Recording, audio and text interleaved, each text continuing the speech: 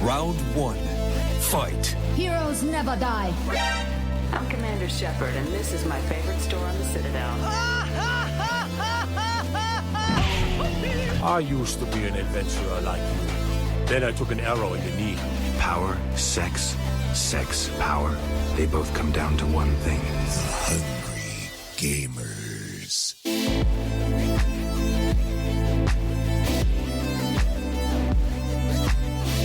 Hello, and welcome everyone to the 316th episode of the Hungry Gamers podcast. We're powered by 8bit.net and those sexy audio-based legends over at Audio-Technica. Go upgrade your audio game today at audiotechnica.com. I am your extremely humble host, Brendan White. You can find me just about everywhere at Brendan8bit. And joining me today, my podcast, Ride or Die, the pillow to my after dinner mint. You can find her on them socials at Miss Ali Hart. Miss Ali Hart, how the bloody hell are you? A spicy morning to you. That's it. I do love a good choc mint or after dinner mint or anything minty with chocolate. I am usually 100% in. I'm the biggest snob. It has to be good because I usually feel like, especially the ones in the hotels, it's usually like a really bitter chocolate and then wrapped in a really spicy mint, and I can't do that. Oh. I prefer when it's like more of a milk chocolate and then a more mellowed out sugary mint. That's when it's at its peak. Peppermint patty's pretty good. Peppermint patty is great. For anyone in Australia listening, obviously you can't go wrong with an Aero, a mint slice, or the old mint patty as well. Even though the mint texture, where it is sort of that almost It's a little granular type of texture. Tad bit granular as well. Yeah. But I'm a sucker for a good Aero mint. And the fact that they're doing Kit Kat Chunky Aero mint collabs at the moment, I get one every time I see them at the servo, and they are delicious.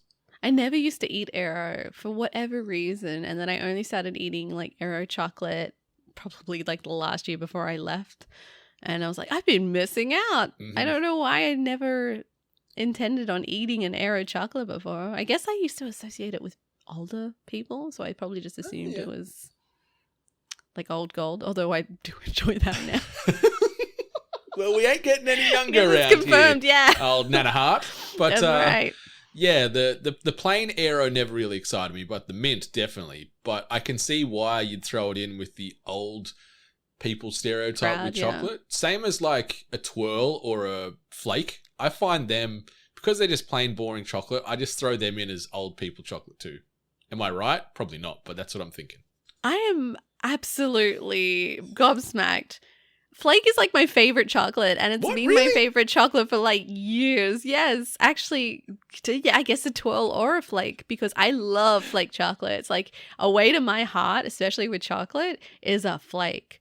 And then a twirl is just like a flake wrapped in chocolate, so it's even better. My favorite chocolate, and it's been for years, not my old ass age now, but like before then, I loved it. Was it one of the ice cream joints? It was very simple. Vanilla swirl ice cream in a cone, and you just a little flake in there. It was the best. Yeah. McDonald's used to do that with the soft serve. Exactly. And then Flake actually came out with a drumstick. It was a Flake drumstick, which was like the drum flake down the middle. Down the middle, yes. It was the best. Oh my goodness. I hope I've got some supporters out there. Fuck, Flake conspiracy here, man. Like, it's not for the elderly. It's for everyone. I'm sure they'll back you. It's just, yeah, I'm not like, I like chocolate, but I've never been the biggest chocolate fan. Like, if you gave me, here's a chocolate bar in your left hand and a packet of chips or popcorn or water in the right, I'd always go the right with the savory. But if I want some chocolate, I like, a bit of caramel in there or something else, where a flake, because it is chocolate only, and it is delicious, it's crumbly. Like, I'll respect that the quality of the chocolate is of a high standard, but it just doesn't excite me that same way. I find when you bite a flake too, because it is so flaky, who would have thought, you bite it and little bits of fucking flakes flying everywhere, and then it's like all over you. Like, it gets real messy. It's real crumbly. And, it's an experience. Yeah, it's a messy experience. I'm a messy eater sometimes anyway, so a flake and I, it just doesn't usually end very well. Well, I can tell you one thing. It's easy to not like chocolate once you're over here, because I can tell you a thing. Yanks don't know how to make chocolate bars. Yeah. It is bad. Yeah, you need to set up like a little import-export agency over there in America and make millions off Aussie candy. I do. I'll just set out a PO box. Everyone can send me Australian chocolate. I miss it. You could make that happen very easily. There'd be people out Caramellos. there. Oh, Caramel yes. koalas. Yes, there's something beautiful but also scary and a bit twisted, like munging on a little caramel koala like that, but they're tasty. Especially when you realize, like, between friends, you kind of discuss whether you would eat hang on. The head Sorry, or I the had legs to, first? Yeah, I was about to stop myself because I was going to say whether you eat the head or you eat the ass, but like... we don't yuck no one's yums around here. You can go whichever way you choose, listeners. Welcome to episode 316, guys. Steve Austin says, hell yeah, to eating head or eating ass. And that's the episode done. See you next time, listeners. Ba-da-ba-ba-da-ba. But yeah, we're back. We did miss last week's episode. I have been a little erratic as far as my placement around the globe at the moment, and the next few weeks will be equally as erratic, but we'll talk about that in more detail at the back end as far as what to expect or not to expect in the coming weeks. But we're back here today. We got a good little slew of news to talk about, but I guess we can start with what we've been up to. Miss Hart, I'm going to throw it over to you first. What you been doing this past week or two, I guess we should say? It's the listener's favorite topic. I've been playing a lot of Destiny 2. What's up, everyone? Shocks no one. Lightfall's coming out soon, so I've kind of jumped back in. I'm in this like kind of middle period, so I thought I'd jump back into Destiny, and like just get the feeling of it again. Kind of like build up some light levels, get some more gear, clean up my vault. And it's been pretty cool. I like kind of did a post recently kind of saying how happy I am seeing a lot of people interested in Destiny 2 Lightfall. A lot of people want to dip a toe in or at least return, so it's a pretty exciting time. The content looks good, so I have my fingers crossed for that one. The more I see of Lightfall, the more excited I am to jump in, play it, finish the mainline story, and then smoke bomb out for another 12 months. But I'm going to very much look forward to that first experience. I'm going to miss that experience on launch, which sucks. So I'm going to be very envious of yourself and everyone else that's going to be jumping in next week on, I think the 28th is when it comes out officially, if I recall. I could be wrong, but it's the back end of Feb. And yeah, I'll be abroad, so I don't think I'm going to be able to get in day one, which sucks, but it looks so good. Yeah, so I'm just going to live through you guys for the next couple of weeks. I'm going to try and spin up xCloud and see if it's functional while I'm abroad. I've got a little backbone controller adapter for my iPhone, so I can maybe try and make that work. Will it be good, bad, or otherwise? Who knows? But I'll at least give it a go if I've got a bit of downtime, because yeah, the FOMO will be very real watching you guys all enjoy this latest Destiny 2 expansion and me just sitting there looking through the window, teary-eyed, very envious and very sad that I can't be part of the experience. So I'm going to do what I can to try and ride some coattails with my underleveled Titan yet again, because I'm forever playing catch-up on Destiny 2 these days. Well, at least they always do the boost. Every time new content kind of drops like that, they usually boost everyone's light level up. So you should be okay. That's You're not going to do a lot of chasing. Too much of a dead weight then jumping into the new content, because holy moly, the latest expansion, jumping into there underleveled was tough. Like Benny was carrying me a few times. I just sort of had to hide and chip away with little pittances of damage on these enemies to feel like I was doing something until I caught up a little. So yeah, I don't want to feel like that anymore. I don't want to feel underpowered and weak. I want to feel like I can add some value to the team. That's all right. You'll be good. You'll be good. And you can kind of like watch from the sidelines and like learn the do's and do nots. So I need to learn those because I was dying infrequently on this last campaign, but it is what it is. Yeah, I did the last story thing. Oof. I did that by myself and it was intense. But apart from that, oh my god, I did a one night session of Fortnite. Mm-hmm. I got a crown, but the game is just too not intense. I guess it's just because I've been away from it and it's still that different map that I'm not 100% used to yet. I'm not loving it. I'm not loving it like I used to. So, which is sad. There is some changes. I played a little bit of Fortnite this week. I managed to get the first sort of page of the Witcher questing done. So I've got the Geralt skin from the Witcher video games. I'm going to know, I think it's in about 10 days time from while we're recording here on the 18th of February, where they're going to disclose what's on the second page of this little Witcher spin-off. I'm curious is it going to be Ciri? Is it going to be Yen? Is it going to be Triss? Or is it maybe going to be a Hemsworth skin variant of, or a Cavill skin variant of Geralt? I'm trying to think which one I want more. I thought the Yen skin would be really cool and really fit my aesthetic, but well, actually, not Chris Hemsworth. Liam I don't Hemsworth. Want that one. Yeah, Limo, well, any of the Hemsworths. I want OG Witcher. Yeah, I'm very curious to see if they, because obviously Cavill's a super fan of video games, but because he's only going to be connected to The Witcher for this future season, would they be wise to keep him in for this game? Or maybe is Netflix striking up a deal with Epic where this is going to be a soft intro to Liam Hemsworth? Or No, thank you. yeah, or are they just going to go Ciri, Triss, or Yen, or all three? I wouldn't be sad about all three of them or a couple of them making their way. Ciri makes sense as a potential skin, but Yen or Triss also would be fantastic. Yeah. Well, even a Jaskier, bring the bard in. Then they can have toss a coin to your witches and emote playing. Like, there's some options. He hates there. that song. The actor absolutely hates that song. It's a banger though. Yeah, And we he's love so talented. it. Yeah, and I'm yet to watch it yet, but you've managed to check out Harley Quinn, a very problematic Valentine's Day special. Yeah, my husband and I decided to load that up for Valentine's Day, and by golly, was it good content. It is the relationship between Harley Quinn and Poison Ivy, and then them kind of experiencing a Valentine's Day together, and the kind of side story that's happening in the background is actually Bane. My sweet Bane, yeah. And yeah, I don't want to spoil it. I want people to watch it. It's a great little spin-off from the animated series that's been going on. It's the same humor. This episode's quite crude. No, I'm not going to say anything, but they really do something different with Bane. So, if you're a fan of Bane, you may want to watch it or maybe not. But yeah, I definitely recommend it. Harley Quinn's a very problematic Valentine's Day special. Yeah, I think I'm going to download that as part of my plane-based viewing tomorrow. Will I regret that in front of potentially young children and the elderly? I think you should watch it on the plane. Okay, that's a fair disclaimer, because it's always interesting flying and whether you're watching your own content or watching it on the screen. And when there's a movie or a TV show with a bit of sexy and nudity going on, like, what do you do in that moment? I turn it off. I thought I was safe one time watching the Grand Hotel Budapest or Grand Budapest Hotel. It looked like it was so artsy and whimsical. I'm like, cool, this is a time to watch it. I've got a lot of downtime.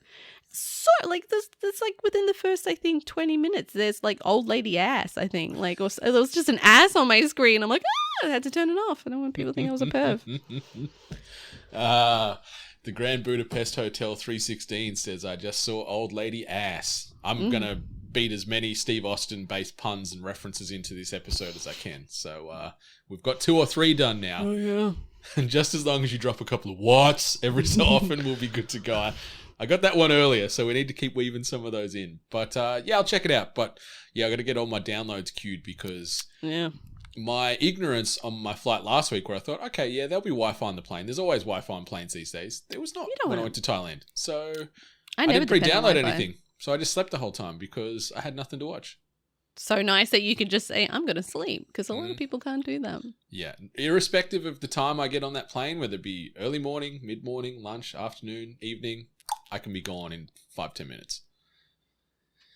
Yeah, but something that I did actually watch this past week, I am fully up to date with The Last of Us. I managed to catch episode 4 and 5. We did get the early drop for episode 5 due to the Super Bowl, or the Superb Owl, as some people like to call it, on Monday/Sunday airing. So they gave us episode 5 a couple of days early in Australia, which was fantastic. And my God, this show just keeps going from strength to strength. I don't want to mention anything. I don't want to spoil anything, because holy shit, there is some big moments that make you feel big things. But yeah, this show is very special. I know you said you've watched 4, but you haven't watched episode 5 yet.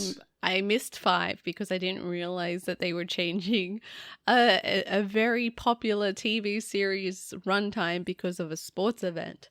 So yeah, no, I'm an episode down, unfortunately, so I'll have to catch up. You better, because episode 6 be dropping in a couple of days. God damn it. Yeah. Just put a little bit of time aside this weekend. Maybe order some pizza. Watch a bit of Last of Us. Sounds like a good time to me. Nothing like getting emotionally destroyed over pizza. Mm-hmm. That's how I live my life most days, actually.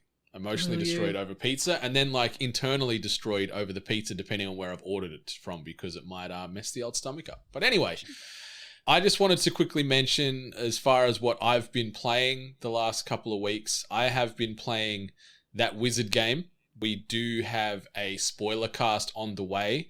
John and myself will be talking about that Wizard game in more detail via a spoiler cast. We provided some review keys by the media outlet, so we have been working our way through the game.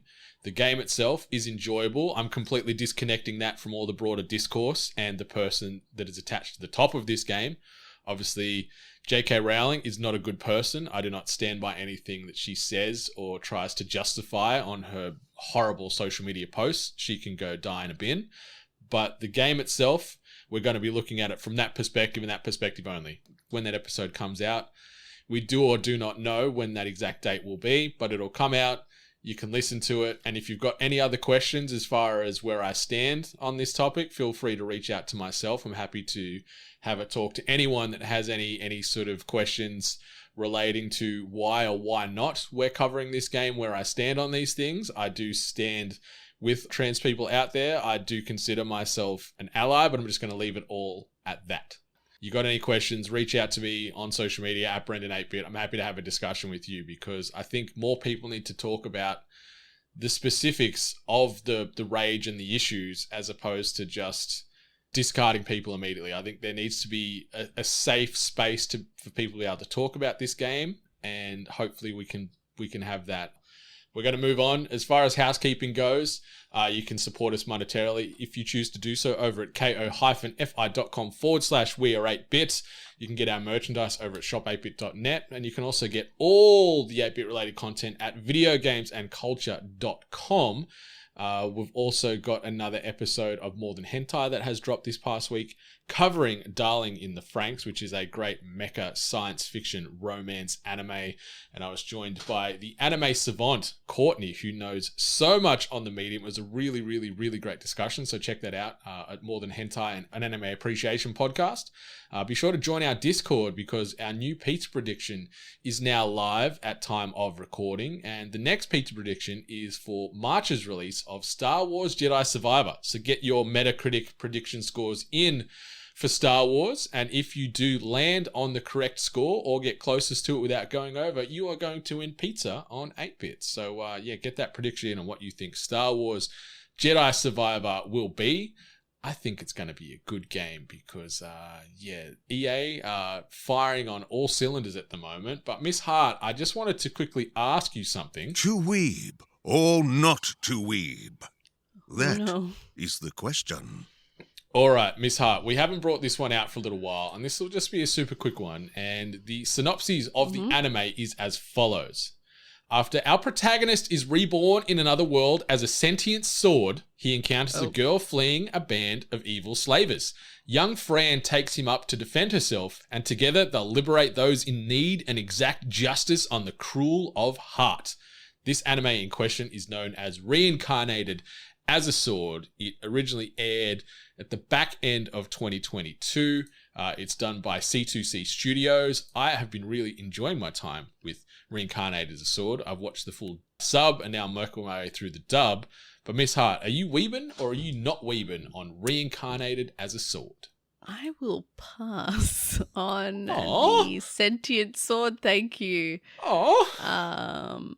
It's a little wild, unless there's like some wonderful little twist in there that like makes it particularly special. That just by that little synopsis alone, I'll have to pass on that one. There's a lot more anime out there that's doing more interesting things. It also sounds too sweet for me.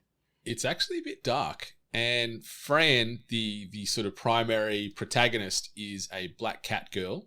So she is a cat girl that was enslaved, and now she's sort of fighting to rise up and beat all the baddies and take all the dungeons. And obviously, yeah, the sword is sentient. The sword has got a voice. And so Fran and the sword can talk. It's a bit violent. And there's a bit of cursing around. There's a bit of foul language that gets thrown around. Oh no, a swear word? Well, you don't often get swear words in a lot of anime, have you noticed? Especially like you don't get a lot of the F-bombs and stuff. So you get a few of them in here, and the tone is great. I love me some Reincarnated as a Sword, and I recommend it to anybody. I will watch a trailer. Every time you bring these up, I always go to at least watch a trailer to see if maybe a synopsis doesn't do it justice. But by gollies, a person that gets reincarnated into a sword and then is like working alongside a cat girl. Mm-hmm. When I say it back, yeah. So it sounds like someone trying to sell me anime. Like, yeah, that's all I like to do here. But yeah, Reincarnated as a Sword, available on High Dive, 12 episodes, really, really good. I really, really enjoy it. But let's shift gears into this. This week's news headlines. Presented by Audio Technica. All right, first little quick hitter. Another day, another update on the Saudi Public Investment Fund's ownership of Nintendo, which has now increased its stake to 8.26% in the Mario Maker. The Associated Press news agency earlier this week reported that this meant the PIF was now Nintendo's largest outside investor. Nintendo has not responded to comment on the matter when contacted by Eurogamer. And outside of Nintendo, the PIF has continued to swell its stake in several other video game companies. The controversial wealth fund has acquired millions more shares in both EA and Take-Two over the course of 2022. So as far as the Saudi Public Investment Fund, from January, they went from 6% up to 7%, and now we're moving into February / looking towards March, it's gone up to 8.26%. So this is scary. This is uncomfortable. Anyone that knows the Saudi government and their opinions and reasonings or lack thereof on a lot of things is really, really, really despicable. But you know what? They're getting their dirty fingers in more and more gaming related pies. And yeah, Nintendo as being one of the big three, now the largest ownership stake outside of, I guess, the direct Nintendo board done by Saudi is a little worrisome, Miss Hart. yeah, like unfortunately I don't know enough about making these investments or, acquiring shares in certain I guess, yeah, in certain businesses and such. But I am quite shocked to see that Nintendo has budged on actually allowing someone to have a further increased investment. Like I said, I have no idea what these kind of investments and what kind of influence that they have in the end of the day, or why someone like the Saudi Public Investment Fund would just put money in these gaming studios and groups and such. So it's interesting. There's probably a lot more out there that I don't even know about right now. But I mean, we had previously talked in previous episodes about Tencent and how Tencent's slowly growing their acquirement of certain studios and such. And it's just like, what does this mean? Like, is this normal, or are we really seeing that studios and companies in the gaming space are on such a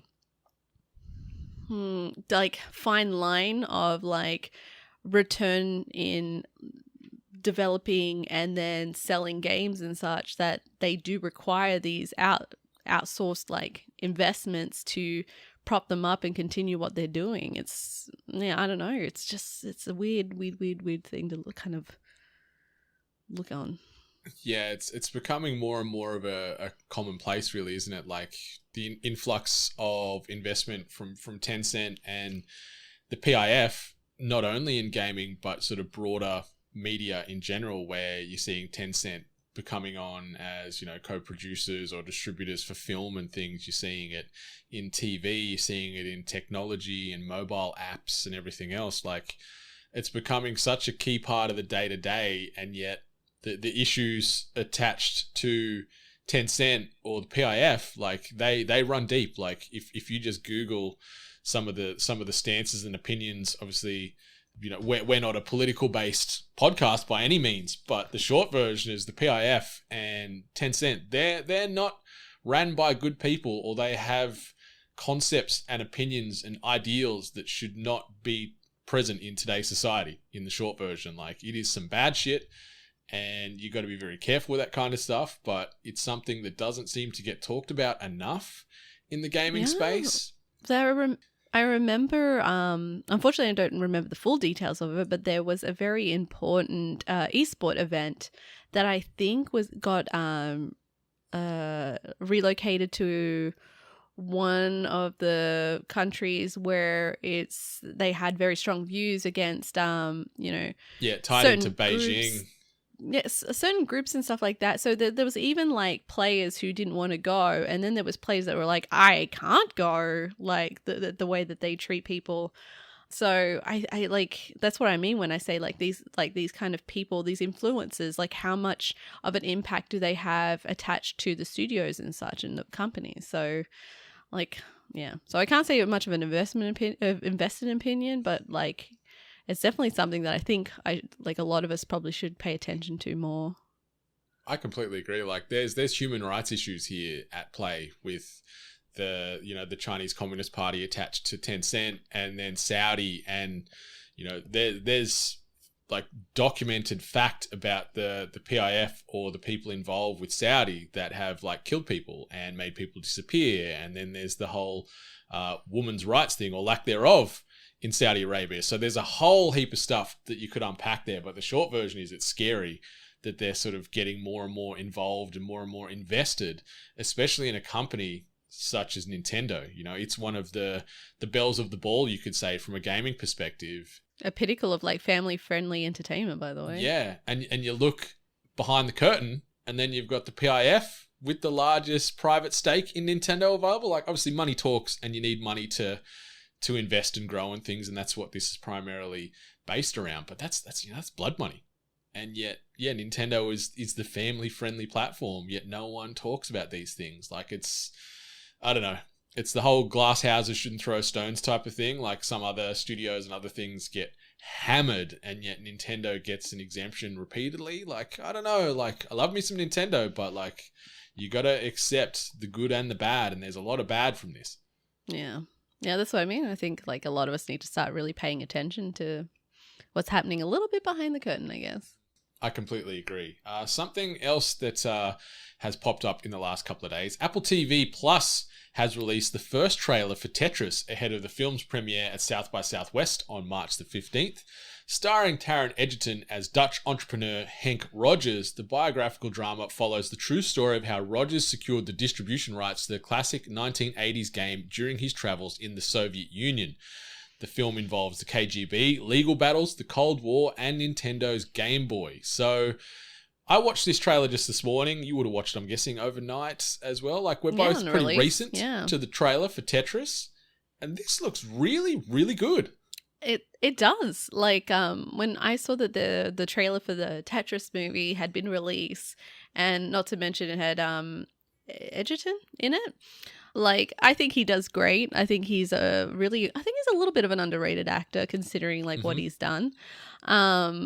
And then I'm like, oh, Tetris. Like, I grew up with Tetris. Like, I played Tetris when I was younger. And then it was definitely always, like, variations of, like, the Tetris kind of game style that I would always play.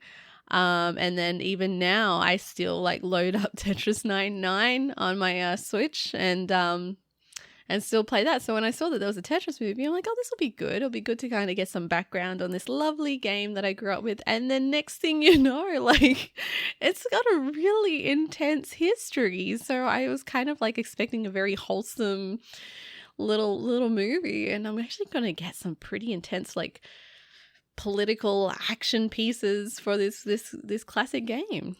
Yeah, it threw me, like, we were talking about this before we were recording, and we sort of both were like, oh, this just sounds like a cash grab off the back of the success of The Last of Us and all these other game IPs that are getting spun up. But the fact that there is this true story about how Tetris came to be, and it involves the KGB and government conspiracies and the Cold War and all these other real things with high stakes and drama and risk and everything else involved, I'm like, this looks like it's going to be a good little watch. So we don't have to wait too long because the movie itself comes out on Apple TV Plus in the mid to back end of March. So we'll be able to check that out for anyone that's got Apple TV. But it looks good. And like you said, Taron Egerton, he's a very talented actor. Like his work in The Kingsman and in Rocketman is sort of the ones I usually attach him to with the most. But hearing him in Tetris, where, he's a Dutch entrepreneur, but he's got like an American accent, sort of threw me a little because I'm used to hearing that English accent that he's always been throwing around because he's obviously an Englishman. But it looks good. And I'm keen as a bean to check it out next month. Yeah, looking forward to this one. I think it should be good. Yeah, we also got another trailer this past week, and this some additional marketing coming via way of the Super Mario Bros. Movie, and it was a bit of a special one because it's not only an ad for Super Mario Bros. Plumbing, but it's also a homage to the classic intro song from the Super Mario Bros. Super Show live action series from back in the early 90s. Mm-hmm. At the end of the ad, it even encourages people to call or text 929-55-MARIO or visit smbplumbing.com to learn more. And if you call the number, you are greeted with a message recorded by Charlie Day's Luigi for Super Mario Bros. Plumbing. And also a little side note, they've also confirmed this past week the movie is going to run for 92 minutes and 17 seconds. Thank you. This, perfect amount of time. It's not going to overstay its welcome. But the more we see of this film, the more I'm excited for, because I like that it's aware of what it is. It's aware of where it came from. And these little homages and Easter eggs and references are just getting the nostalgia running hot through us all. And I think this is going to be really good. Yeah, like I know I was I was a bit of a downer based on who they casted as Mario, and even like hearing him a bit, I was still a bit iffy. But it's really great to see that this movie is looking like it's being able to stand on its own legs just based on just the brief content that we get in little snippets from the trailer and such like that, on side characters and just the whole spectacle of how it looks. When I heard the classic intro from the live action cartoon split kind of series growing up, I love it. When I heard it, I'm like, there's a whole generation that have no idea what we got to experience when we were younger. But yeah, it was good to see this one. I also love how like cheaply made it looks. Like it looks like very like a local community TV kind of style advertising with like the woman like clearly reading from a teleprompter. So I love everything about this, and I'm pretty excited to see it. Well, hopefully when it comes out. Me too. Like it's got a good vibe going. It's got a lot of good energy. I love that it's gone from when they first announced this at one of the Nintendo Directs, and they just had the static images up where it's like Mario will be voiced by Chris Pratt. And, He's et pretty cetera, cool. et cetera. Yeah, and everyone was like, what in God's name is happening here? Nintendo, you've gone mad. And yet, like you said, the more we see, the more we hear of these vocal performances, the more at peace I think the world's become. Everyone's like, you know what? I'm feeling all right about this. I'm trusting you a little bit more, snippet by snippet here, Nintendo. And I think this movie's going to be really good. Yeah, I mean, hey, more credit to it. Like, I don't know if they cast Chris Pratt because they thought he was going to get more butts in the seats. But, I mean, they're doing just as good, and I don't think anyone's thinking Chris Pratt is the pull. Mm-hmm. I think that's just like the joke, to be honest. Exactly. And also, if you've got a hot minute once you're done listening to THG 316, go Google Pedro Pascal with the latest SNL skit where he does the Super Mario Bros. Oh, my goodness. It's one of the best things I've seen in God knows how long. It runs for about, I think, 2 minutes, but it is phenomenal. It's pretty clever. Yeah. So, check that out and then come back and give us a hell yeah, because it's great. What? All right, we're going to move into the next little bit of news, and it's still Nintendo related. We've got a lot of Nintendo beats here today on episode 316. Yeah. So Nintendo has shared what changes are coming in Pokemon Scarlet and Violet's long-awaited February update, but they still haven't revealed an exact release date. So obviously it's the 18th today, time of recording, so it's going to be out somewhere in the next 10 days, but we don't know exactly when. And the patch, which includes several bug fixes alongside a handful of quality of life improvements, has been long anticipated by fans after Pokemon Scarlet and Violet launched in a state Nintendo itself was forced to apologize for. Most of the new quality of life changes as outlined on Nintendo's website, revolve around Pokemon boxes, with Nintendo aiming to make it a little easier to manage the status of Pokemon all in one place. From the Pokemon summary screen, players will now be able to change the nickname, markings, held item, and mark or ribbon-related titles, reorder moves, have the Pokemon remember or forget moves, and use TMs.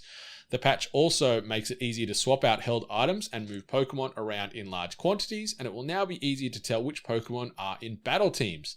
As for bug fixes, which are perhaps more of a bigger concern in the nearly 20 million people who brought Pokemon Scarlet and Violet, Nintendo is addressing several issues across different categories, including terror raids and battles. So this is good to see. It's good to know that Nintendo are acting to fix a game that when on release, and I guess up until now, is still pretty buggy. Like, you and I jumped in on day one, gave it a spin. It's been fine. I haven't touched it in, a month plus, maybe plus, I don't know. I might go back eventually one day. I'm still yet to finish it. It's the first Pokemon game that I've picked up and haven't sort of gone from start to finish all in that one sort of focused based session. Like, not as in a day, but like playing it day in, day out to try and get it done. I've sort of just parked it because it was so busted and janky that it just made me not care. So I moved on to bigger and better things. But maybe these quality of life improvements will make me want to go back in the near future and try and get my Scarlet experience completed. I mean, I think my hurdle was the navigational issues. Like, I kind of felt, is it overwhelmed? Like, I kind of didn't know where I was meant to be going. It gave the illusion of having an open space and almost like I get to choose my adventure, although I kind of felt like I was hitting a lot of hurdles on what I could do and what I was allowed to do. So I think I probably got a little bit frustrated with that, and then I just put it down and never picked up. So I don't know if any of these fixes are going to help me, but I also am curious to see if any of these fixes the few that they've have reported on is what the fan base, like the dedicated fan base, have been looking for. Because I feel like I've heard more issues on bugs in this game than what's listed here. So hopefully that they're covering much more than what's been listed.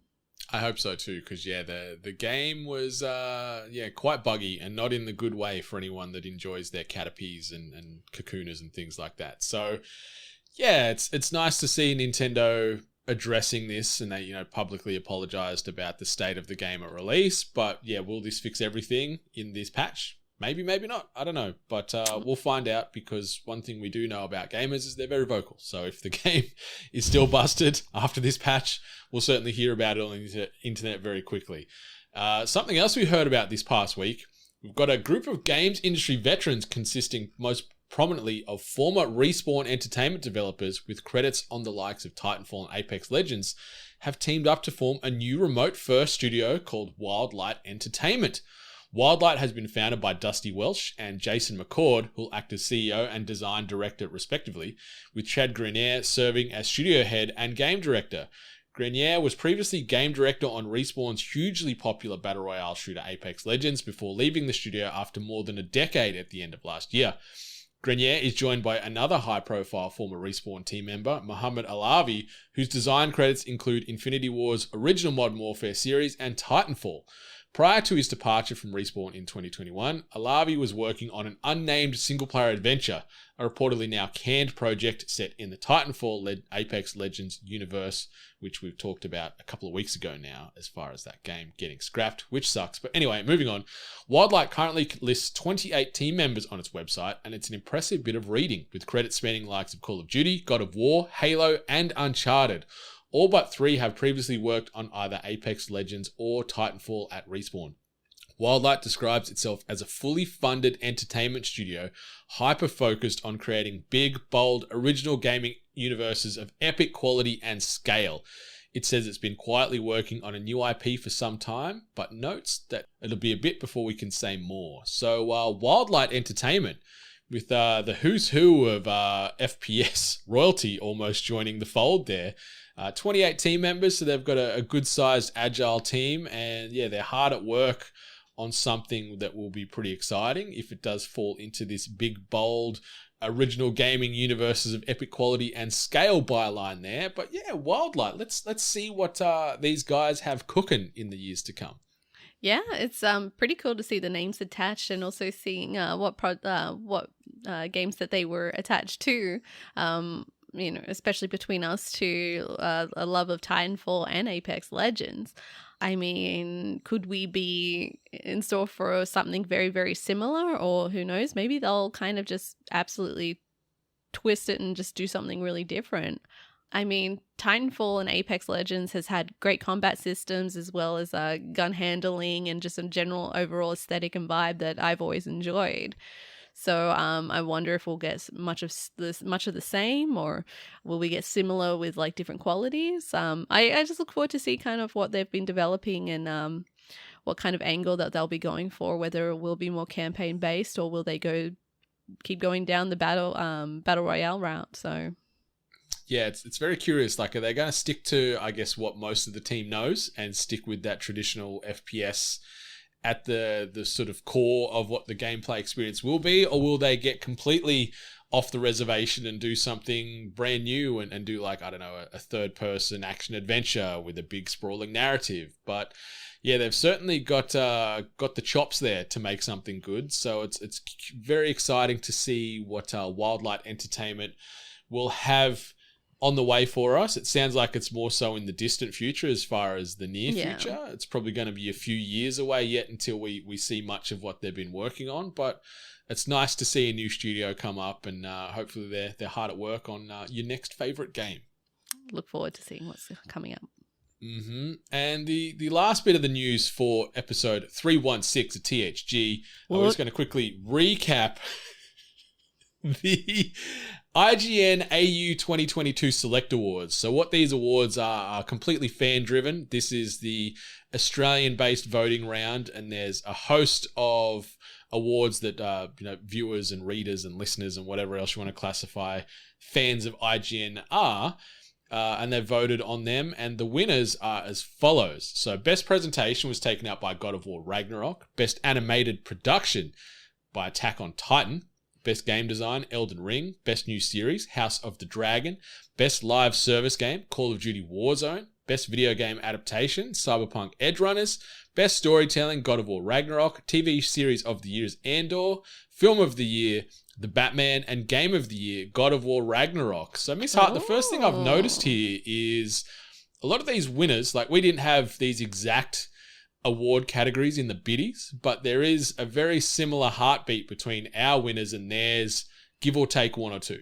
Yeah, there's some similarities there. I think that their select awards it's fan, a lot of fan focus, right? Mm-hmm. It's fan submitted. Yep. So, it's always interesting to see the difference of opinion, I guess, especially when it's like rounded off to like select groups and countries and whatever. So I guess this is the voice of Australia.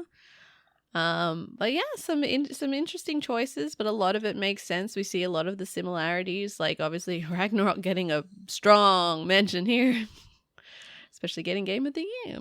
Mm-hmm. Like I'm not going to dispute that. It was my personal Game of the Year. The eyebrow raiser for the Game of the Year. So the runners up in the AU 2022 Select Awards, Elden Ring, and then Call of Duty Modern Warfare 2. Way to represent Australia. Mm-hmm. Mm-hmm. But then I also found it funny that Andor won TV Series of the Year, and the runners-up for that was The Boys and House of the Dragon. But then Best New Series was won by House of the Dragon, with the runner-up being Andor. You think it would be one and the same, right? But I don't know. Who am I to dispute the fan-driven award here at the Select Awards? I get maybe new series means it was the first time it was ever released, and then TV Series of the Year is open to series that have already been established but had a new season, maybe? But Andor, that was its first season too. Yeah, well, I guess technically it's still potential in that, but it also can vouch for being a new series. Yeah, it's true. That's true. Happy to see Cyberpunk Edgerunners get some love over Sonic the Hedgehog 2 and Uncharted. Yeah, I love that Uncharted, the movie, got runner-up for Best Video Game Adaptation. Boy, howdy. I was going to say, I guess it's only like a very small group that they can choose from. Yeah. an Attack on Titan beating out Rick and Morty, and then Love, Death, and Robots for the best animated production is also one that I'm like, okay, that's cool. I like Love, Death, and Robots. There is some inconsistencies with the little tiny sort of standalone episodes, but then there is also some magic in that series. So if you haven't checked that out on Netflix yet, please do, because I think there's 3 seasons now. Oh, there's already 3? Yeah. I've never seen any of them, but like everyone gushes about them, so maybe I should. I think there's some bangers in there that you will love, and most of them are sub 10-minute episodes, so you can get really invested. They're all little standalone, unique concepts, and some of them are really, really special that I hope get spun up into TV series or films down the line. I'll have to look. All right. That is the end of the news.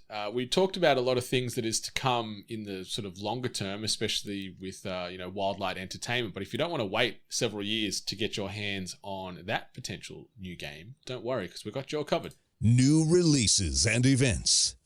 All right, as far as podcasts dropping this past week, apart from episode 316 of THG, oh yeah, we've got Bitecast dropping an episode where myself, NATO, Jack Cruz, and John O'Peck tackle the world's hottest chip to mixed results. So check that out over on the Bitecast feed. As far as things coming to the small screen or the screeners of note, the second season of Bel Air is making its way to binge. I still can't believe they made a second season, let alone a first season of this spin-off or reboot, but each their own. And something that everyone will certainly be getting excited for. On Netflix, we get season 5 of Drive to Survive popping up. So anyone that wants that Formula One related drama can check that out, because the world gets very horny for the Formula One drama surrounding drivers and teams and strategy and all that. It's a good watch. You're looking at me right now in I've never shock. heard of it. Never heard of Drive to Survive? No, maybe it's only very popular in Australia, but I've never seen it mentioned here. I don't get ads for it. I don't see anything. It's pretty big, and it sort of focuses on the season that was. So you'll see all the drama from last year's season, and usually it focuses on certain drivers or certain teams. It's really, really well put together. It's very high production value, as you'd expect for anything attached to Formula One. Something that's got some mixed production value, the more I see trailers on, is a film that's coming to the big screen this week, and that's Cocaine Bear, which is based on a true story about a grizzly bear that actually develops an addiction to some cocaine after it sort of bungles this drug trafficking operation in America. But the CG bear looks rough. I don't know if you've seen any trailers for this, Miss Hart. I've seen just like snippets, but like, I mean, it's definitely not my kind of, I never go for these like big animal thriller horror action movies. They're not usually my cup of tea, but it's getting that like joke popularity where everyone's like, ha ha ha, stupid idea for a movie kind of thing. Let's all watch it, like kind of thing. Yeah. So we'll see. Elizabeth Banks has actually directed this thing. Yeah, she can do no wrong. I like Elizabeth Banks. I mean, she can, but like she can do some wrong. Everyone can do wrong. Yeah. But yeah, like that was the one thing where I did have to do a double take. I'm like, wait, what do you mean she's directing it? Like, why did she pick up this one? But who knows? It might be a hit. It might be a little cult classic. So yeah, I think at the very least it's going to be good, dumb fun. And the fact that it's based off a true story is just absurd to me. So should be interesting to see how it competes against the Ant-Man movie, because that hasn't been rated well. So see if it does better than that. Yeah, I'm going to try and go watch that tonight and see if the reviews that are getting thrown around the place are correct. All right, as far as games coming out this upcoming week, there be a lot, Miss Hart. I'm only going to sort of focus on a select few because there is 30 plus games making its way to the PlayStation VR 2 alone. Oh. And some of those include Horizon Call of the Mountain, Gran Turismo 7, Resident Evil Village making its way to the PSVR 2, Star Wars, Tales from the Galaxy's Edge, and Tetris Effect Connected. Hell yeah. I mentioned Tetris earlier, and you're all about that life. Outside of a huge chunk of PlayStation VR 2 titles, there's also Atomic Heart coming out this week. Like a Dragon Ishin is coming out this week, as well as Blood Bowl 3, Company of Heroes 3, and Sons of the Forest, which is currently the most wishlisted game on Steam. So there's a ton of games, a ton that I haven't also mentioned. Octopath Traveler 2 is another one that's probably worth a look for any JRPG fans there. But there are so many games, and it's going to be annoying now. I'm thinking about it as we record in real time. My PSVR 2 is going to be arriving here when I'm not even in country. So it's going to be sitting and waiting for me for 2 weeks before I can pick it up and play some of these games.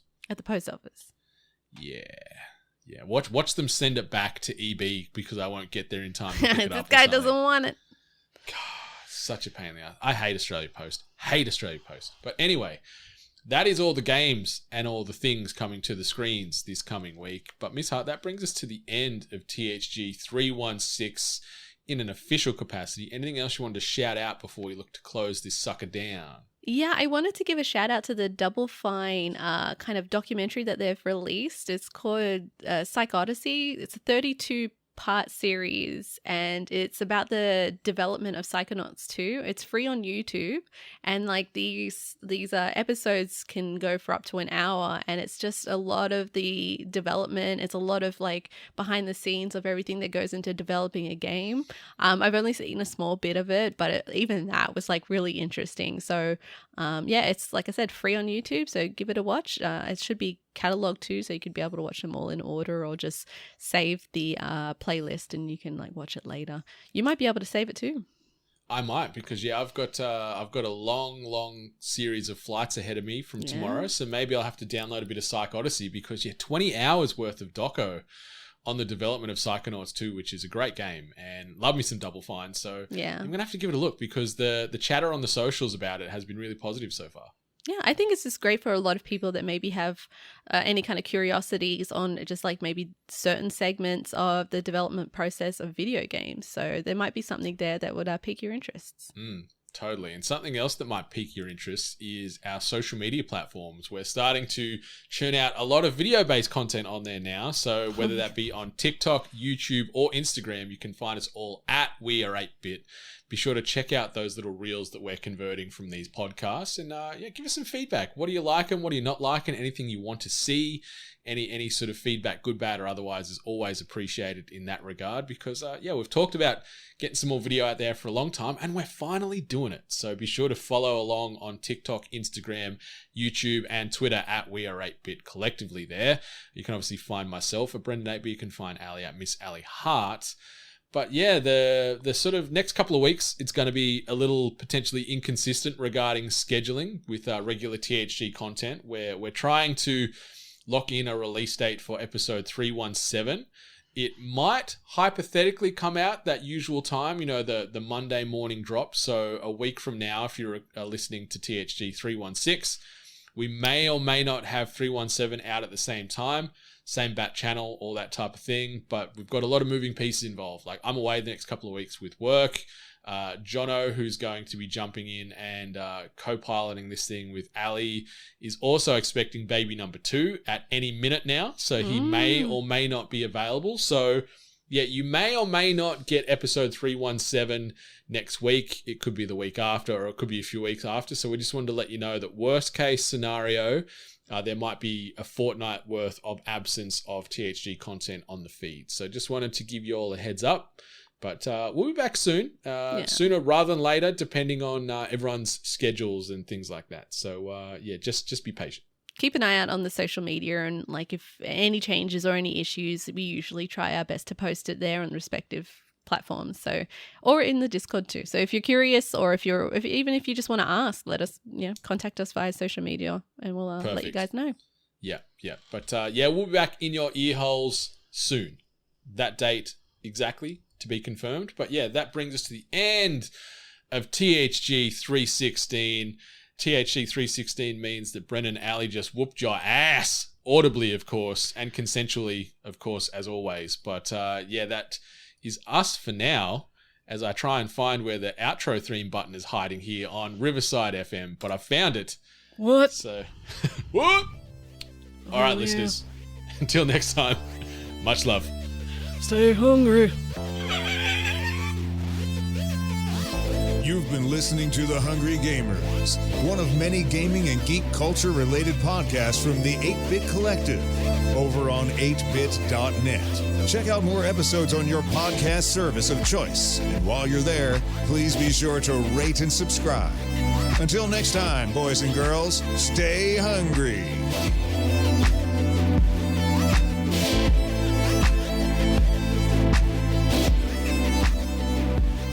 believe none of us said, and that's the bottom line throughout the whole podcast. I love that I live in this damn country and I still can't do an American accent.